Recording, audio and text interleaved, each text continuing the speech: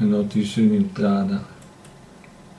Qualche giorno fa il Mose entra in funzione perché già previsti 110 centimetri di acqua alta. Invece ancora Piazza San Marco già sott'acqua perché la marea già solo di 100 centimetri. Dunque non si sta alzata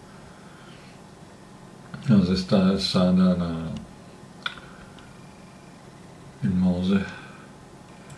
Altre notizie: il Venezia dopo l'ultima partita che ha pareggiato la paesa a Modena, col Modena, dove che ha segnato Domen Cernigoj al 60° e Dennis Jones al 90°, ha riuscito a vincere st'altra volta in casa a Penzo col Cosenza,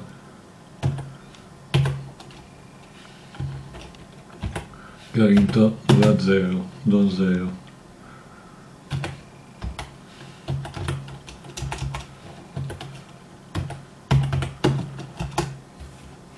E che ha segnato di nuovo Cernigoj al 18° e Tesman al 75°.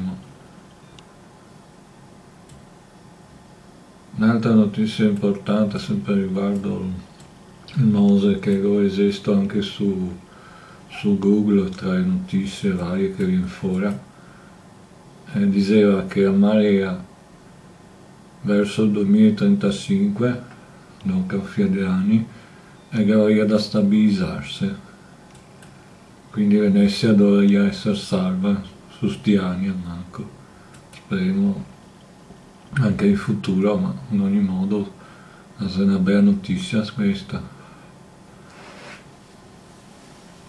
Ci vediamo al prossimo notiziario.